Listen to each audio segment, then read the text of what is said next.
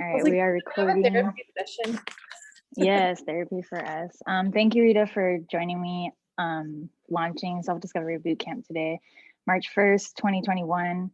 I feel like we're just bringing a new energy and a new vibe, and I'm just going to jump right into it. So let me hit play. So Self-Discovery Bootcamp is the reawakening and the unlocking of your highest self. And what that means that we've lived in this society where we're constantly pouring into other people, and we lose ourselves in a sense. So we're bringing back the self-care, the intuition, following your highest power, and then through that you find your highest self. The first thing I want you guys to get familiar with during this boot camp is the spiral scale. We're going to be talking about this daily, asking you where are you at on the spiral scale. The left side, you're going to see the upward spiral from 1 to 7, 1 being the most happy, 7 being the lowest at content, about to hit the downward spiral.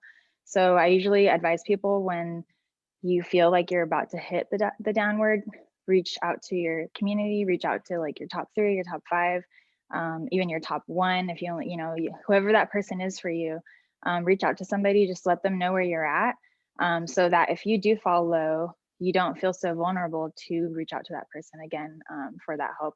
And for visual purpose, I like to point out that the left side, if you notice the upward, is just like a ladder, like one step, you can hold on with one hand. And on the right side, on the downward spiral, it has 2 sides. So you need 2 hands to hang on a downward, because it's very difficult, it's very hard.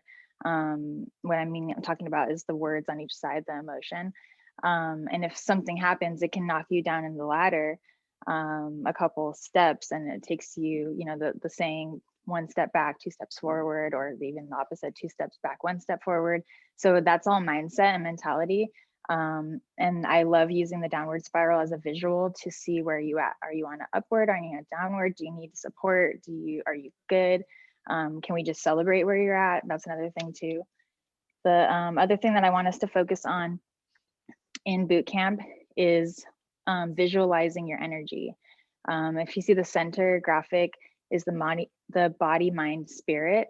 And I want you to identify that kind of as like your ego, your highest self, and your spirit. So sometimes you can ask yourself, is this my ego responding to this? Or is this my highest self responding? Or do I need to just chill? When you can discern who those people are in your brain or in your spiritual realm, it's easier to discern if the energy you're dealing with is yours or not. And what I mean about that, if I'm going to introduce chakras to you guys in week 2, I'm just going to touch on it a little bit. The left side gives you the graphic of it. It's your root, your sacral, solar plexus, your heart chakra, your throat chakra, your third eye, your crown. I personally, when I felt like my throat chakra was opening, I got a tattoo to remind myself of that time in my life. And that's something that I'm going to keep talking to you guys throughout the 5 weeks of this. But for trauma rehacking purposes, I want to focus on the visual on the right side, where you store emotion in those chakras. So if you don't even know what a chakra is, it's totally cool. Just know that you have them, they're there, and they store energy. So if you've been through an addiction or a sexual trauma, or maybe you have a lot of responsibility, you're the breadwinner of your house, and you're stressed, you might hold in your shoulders. There's literal places, or maybe like your partner silences you. You might have like different effects. It could change your blood pressure. It could cause different things that can create cancerous effects. So the point of energy healing is to just calm everything, so that we don't elevate the emotional trauma that we go through and that we can put ourselves through. And the way I do that, step 1 on a daily basis, is starting with the gratitude sun. Gratitude sun is the first layout I ever designed for a life book. If you don't have a life book, let me pause 1 second. If you guys don't have a life book, you could check out boxofknots.com. It'll tell you all about it. I've been using it. I'm on my 13th book now, the date of recording this. Today's actually day 1 of that book. I'm going to open it up today and set it all up. And 13 books to fill up those 12 books. It took every day me either looking at one of these gratitude suns and starting from there, or mentally, going to that place of gratitude and being able to just be the light and say things verbally that I'm grateful for. So those three visuals we're going to be bringing up a lot during this boot camp, and this is the layout for it. So says, here's a quick breakdown of my healing process using the analogy of gardening for reference. This is the foundation of intuitive living. If you never watched Joe Dirt, there's a saying, and he says, life's a garden, dig it. That quote just always stuck in my head. And I just always thought, like, when you're in a dark place, like, just keep digging, plant a seed, water it, let it grow. So over the last few years, that mentality has just really stuck with me. So I broke it into this 5-week boot camp that I want to work through with you guys. And so week 1, we're going to identify the weeds. The weeds is like your emotional trauma, just the shit that you deal with on a daily basis, maybe some person that you need to cut out. The weeds is something that on a daily basis you can identify. There could be new weeds that grew overnight. So that's something I want to encourage you, even monthly, to come back to boot camp and just working through your stuff. Week 2, we're going to rip out the weeds. We have a lot of tools that I've designed for Lifebook that we're going to be breaking into this next 2 weeks, and that's going to be the process of ripping out the weed, of going into mindset and just really changing how we think about things. The 3rd week, we're going to focus on fertilizing and planting new seeds. This is what I was saying, when you're in a dark place and you just keep digging, plant some seeds, water it, new things will grow. So again, there's going to be a few layouts from there. We're going to work into that. Week 4, we get into spirituality. That's where I'm going to bring chakras back in like hardcore, and we're going to identify on a daily basis. Where do you feel blocked? Where are you spiritually disconnected? What can we do? What are some tools that you can do to reconnect? Are you doing self-care? There's going to be a lot of things, and watering your spiritual garden is yourself, watering your garden, taking care of yourself. So week 4 is going to be just self-care, self-love.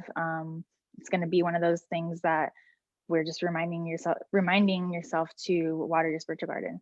Week 5 is going to be where we take all the tools that we've learned and manifest and integrate the fruits of your labor. So by then, if you imagine you've ripped out the weeds, you've fertilized, you've planted new seeds, you've watered the garden, by then you should be having a garden. By then you should be having fruit to pick in terms. So we're gonna introduce some tools at that point so that you have some goal setting, you know how to use, I say use your trauma for your, use your pain for your purpose. And that way you can always keep planting new seeds, and you're not digging up old wounds and just hanging out with dead fruit. That's not the mindset that we want to have. So that being said, that is going to be the summary of boot camp. I wanted to just give you guys the 5 steps basically that we're going to be working through. And then now I want to pivot, and I want to share my story with you guys, and I want to put my story out there, my why of why I do all the things that I do. And I think that is going to be an important part of my growth, and even just connecting with people on a personal and a spiritual level. I want to share my story because I know that I am my own, I know my testimony backward and forward. So if I could share that with you guys, and it helps somebody, then they share that with somebody else, and it keeps helping people. And that's what I want to do. Let me do a water break. If I could share that with you guys, it helps somebody. All right. So I share this quote all the time: start where you are, not where you wish you could be. It comes on every life book. It comes on the back of every first life book. And it's something that my mom would tell me when she would see this look on my face, and she would see that I was just in a shitty place, and she would just say, I don't know where you're at right now, but you should just start where you are. Like, what can you do? What can you do right now? What can you do right now? And it would irk me. It would irritate me so much.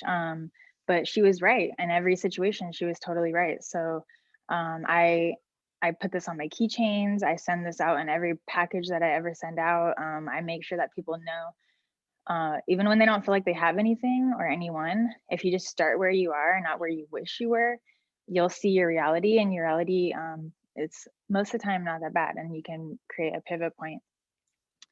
I'm gonna show you a few places I was at. This is, I'm gonna say, all my pivot points of my life. I was baptized a few times.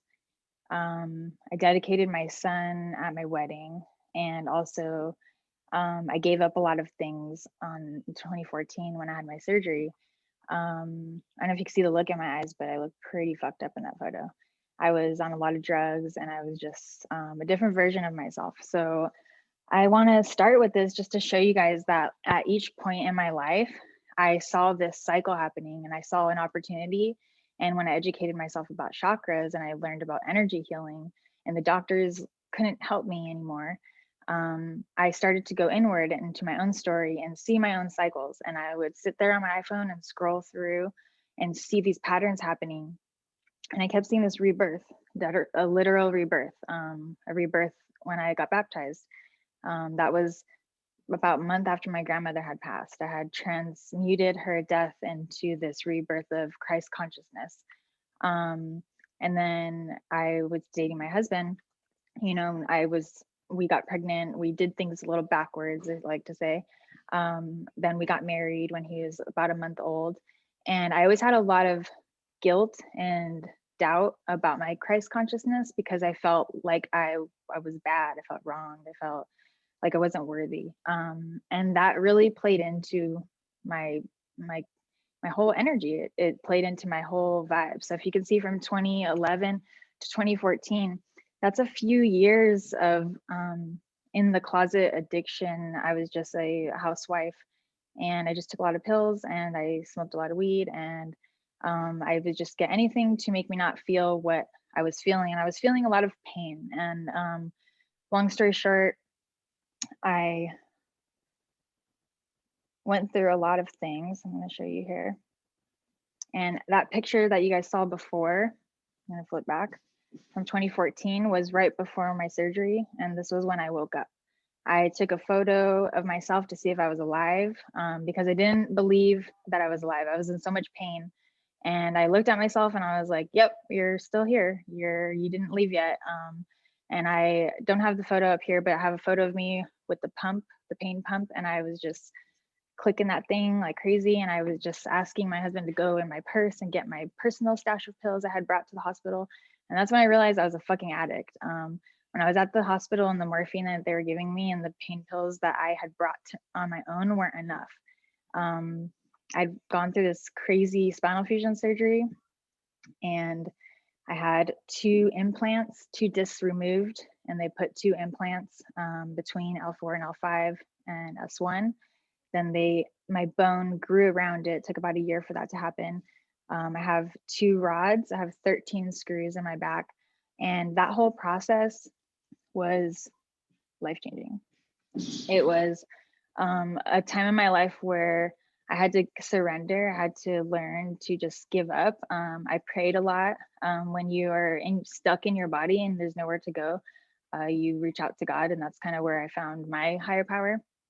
So I healed through this. My partner was a big, big light in my life, and he was very, very supportive. He was like the go-to dad, literally popped in anywhere I needed him. And this is when this quote really came into my life: find the one that will do anything to be your everything. And I don't even know where I heard that, but I took that picture of him like right when we first moved to the East Coast, and I was honestly really fucking scared. I was really scared because we were kids. I look at him in that picture, and I'm like, we were kids in that photo, 23, 24-ish. And we didn't even know what we were about to go through. But this quote always comes to my mind: and growing feels like breaking at first, keep going. And when I see these photos, I show myself these all the time. I remind myself what I've been through, and that it took me a lot to get to the top of those stairs. I remember that day in my little piggy slippers, walking to the top and looking down at my husband, and he's like with the camera documenting the whole thing. And I was just like, I did it. I got to the top of the stairs, and like that was step 1 to go home from the hospital. Climb to the top of that box, and like you can go home. And it was like, I was in the hospital for like a week, you know, I was just like ready to go. Of course he was ready to go too, but we made it work, and he stepped up, and I call it integrated it back in. I healed. If you can see the center picture, my eyes, you can tell I'm pretty fucked up. They're very dark. My back is just straight. I couldn't bend, twist, move, or anything like that for 3 months straight. So my husband wiped my ass, he shaved my legs, he did anything I needed that required any movement, he did it. We did some things like we did try to do painting classes. He worked he's in the Coast Guard, so they hired me for some design jobs. It was like a lot of community things to keep me motivated creatively, to keep me going. And then we got separated. He got deployed, and I just went into this phase of where I was alone a lot. In the center picture, I'm pregnant with Charlie, and that's when I knew he was about to deploy. And we were just like in that phase of like, let's soak it all up. Like, let's literally soak it all in. And we were just doing every family trip we could. We lived in San Francisco, so we would go to the city every chance we had. And then he left, and I had an incident happen to me. This is where the cycle starts, and I documented these photos. I didn't realize it till I had cycled through it back again. But I had started taking photos of myself losing all this weight, and it wasn't normal for me to lose weight. I usually would gain weight, and the photo on the left, I don't know if it's a video or not. Yeah, it is. So I took a slow-mo, like this is how traumatized I was. There was a store, and I was in that store that day. Let me get back to that. I was in that store that day, and I was just purchasing something. It was me trying to get Box of Knots going, and I was trying to like find something for myself to feed my creativity into. And this man was working there, and he was having a bad day. He was having a fucked up day. He was a stock worker, and he was like stocking the shelves.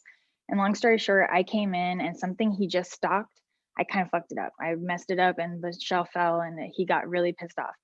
So in the store, he was harassing me.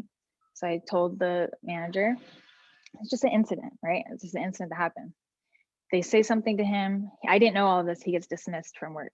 I'm in the parking lot of that store that I drove past, and he just walks up to me with a knife. So I ran back into Dollar Tree, and I held the doors shut myself, and I was screaming. I felt psychotic, and I was like looking at everyone, and I was like, the man, the one that works for you, he just chased me with and no one believed me. No one believed anything I was saying. And I'm just like holding the doors shut, and I looked crazy. I looked fucking crazy. And I called the cops. The cops came, like you see them. Like I left, and I took a photo because I kept driving by, and I wanted to see that. Did they arrest him? Did they do anything with him? And I couldn't access my husband. He was literally half a mile from me in that point, but because he was in the military, he was inaccessible at that point. And I felt helpless. I felt I don't even know how to explain it, but I want to say it was just my like lowest of my low. And it re-traumatized my cycle. It re-traumatized me. And then I went through this next phase. I'm not going to play these videos. I saved these for my private calls. But these are videos of my son having a tantrum, a diet-induced tantrum. And I always tell people about this photo I took of his lunchbox. I thought I was doing a fucking good job. I was proud of myself that day because I know how much it cost me to buy all that stuff in that lunchbox, even to buy his lunchbox. I know how proud I was of myself that he was going to go to school, and like I felt a certain way. I don't even know where the psychology came behind that, and it was from my childhood of lack and things I didn't get. And I thought me giving him that was the right thing. I was going through my own energy block by being disconnected from my partner. And I didn't realize that by not giving my son the right nutrition during his disconnection from his father, it was also going to create an energy block for him. It traumatized him just as well. And that created what I call a half step in when you're ascending through your chakras, which we'll get into it in the weeks of, I think it's in week 3, but it created a half step of trauma. So my husband had, left and come back and left and come back over a 3-year period of time. During that time, I also got pregnant with my daughter. Me and my pets and my son would travel back and forth to visit family. This is a video, this is cute.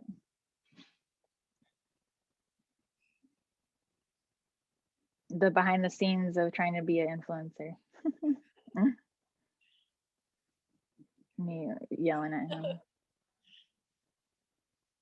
Oh. We're telling him, look excited. But just like trying to create experiences out of what we're going through, while also being deployed. I had never documented my pregnancy with my son because it was out of wedlock and I was ashamed and all these things. So with my daughter, I just owned my body, and I was just like amazed that my body could go through a spinal fusion and then do this and then hold like the weight. I would like look at my belly and be like sending it to my friends and being like, I can't believe my back is holding the weight of like, and I was just amazed by it. We went through a lot of cycles. During that time, the center photo was the last photo that I have of my dog. And then on the right one, we had buried her a couple days later. And then Charlie was born. So I feel like the pattern of transmuting death, it popped up again. And it became this thing for me. And at that point, I was just like done. When my dog, she's 12 years old at the time, when she passed away, it crushed us all, everybody in my family. We had like a funeral for her, and it was a really a big experience for us.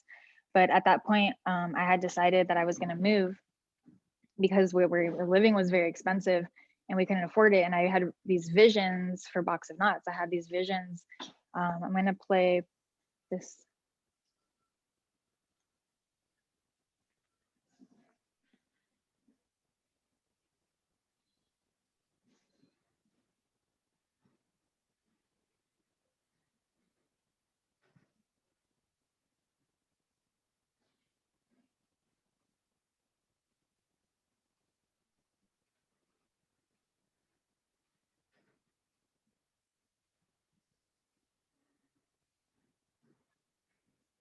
So there's like a lot of things in that visual um, that that now are part of my life. Like I would watch that back and I saw the Rad Ranch sketches. Rad Ranch is Rad Ranch is like my homies. Like their products have saved my children's lives. Like I swear by things that are now part of my story. But I wanted to show that just to show that it's not just a an overnight thing. It's not just healing. Is not just something that happens overnight. It's this long process of identifying your cycles. I want to share this. On the left was the day I sent that photo in for my identification for New Jersey's medical marijuana program. I had to submit an application. I had to see this whole team of doctors. It was this whole thing. And that was the photo. It was like I call it my mugshot. And I don't even know who that person is. I'm wearing my back brace. My back was broken at that time. I hadn't had my surgery. I was just a different ghost version of myself. And my hair, I had this attachment to my hair, and it was just a thing. And when I look at the other photo of myself I've taken maybe a month ago, my eyes, I feel, are opened, and I just feel alive, and I feel like I'm breathing. I obviously have gotten a lot more tattoos, but it's just me shedding my hair was just a small fraction of my journey. That was just for me to look in the mirror, because all I saw in the mirror was my hair every time I looked. And I'm not saying go shave your head. What I'm saying is that you have to be willing to surrender whatever it is to attain what you want. And for me, it was just inner peace. Like I just wanted inner peace, inner knowing. I just wanted to feel my highest self all the time. And I didn't want to ever tap in to that person. I didn't want to ever tap in to whoever that person in the blue shirt is. I don't even know who she is. And I just remind myself, and even doing this is a reminder to you guys that it's a pattern that will keep repeating itself, and you have the choice. Like you literally have the choice every day to rip out the weed, plant a new seed, water, fertilize it with your spirituality, with your integrity, your intention, and through that your highest self comes forward. And it's a light. There's a light that shines inside of you, and it's corny, but we will get into it with the chakras, and then you guys will just be like, oh my god, I get what she's saying.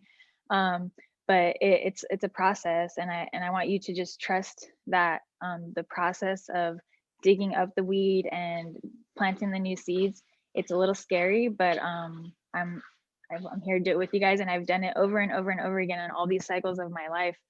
And I want to just go back real quick to remind you guys that I have a couple more of these that I can add in, that are present moments in my life that I have not shared yet.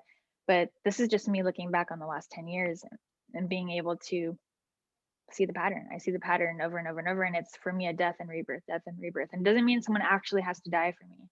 It just means that I have to surrender this version of myself and commit to who I'm really truly meant to be. So that's going to be the gist of it. Self-discovery bootcamp. We're going to be meeting every or for 5 weeks, and we're going to be doing all the things. Let me get out of here so I can.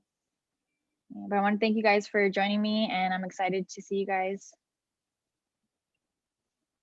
All right, let me stop recording, and then cool. Thank you for doing that with me. Oh my gosh, I'm glad it was just us, because like, yeah, the pressure was off. that was so powerful. My story, I was thinking, like talking about it, and I was like, dude, there's so many things I still can tell you guys. Like, there's so many things, like how I only showed you to 2014. Like, there's so many things that have happened since then. Like, I feel like that's going to be this story and like the whole like moving to Vegas story, like, because those are all things, but I'm just not ready to tell those yet. So yeah, tell these ones right now. Loved it. It was so good. Honestly, I'm like,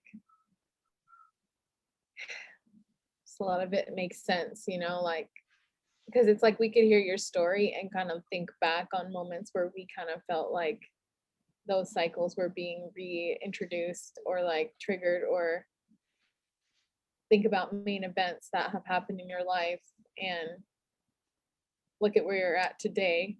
Like, I've kind of gone through that gardening process, like just the beginnings of it, I guess, but I never sat back and like recognized it as that. And like, but but think about it, gardening too is like the garden has to keep growing, and we have to keep, like, we're always in different seasons of our life, and we can't just let the whole garden die, because then like we're not nourished, we're not eating, we're not like I looked at the picture of me like so all skinny and sucked up, and to some people they'd be like, oh, look at, she looks so great or something. To me, I'm like, where's my my squish, where's my, like, I don't know, I just have like a different version of myself that is healthy to me. But there's all those like disordered perspectives and stuff too, so I feel like the gardening part is just like the showing up like to the garden, and whether it's like barefoot or you got your whole gardening gear on, just like watering it, making sure, like, is there, are you good, do you need help today? Do you need to rip out a bunch of weeds, or like, are you good? So I think it's a continuous process. And we're never really honestly truly done gardening, unless someone comes in and gardens for us, which doesn't make any sense. So I don't know. well,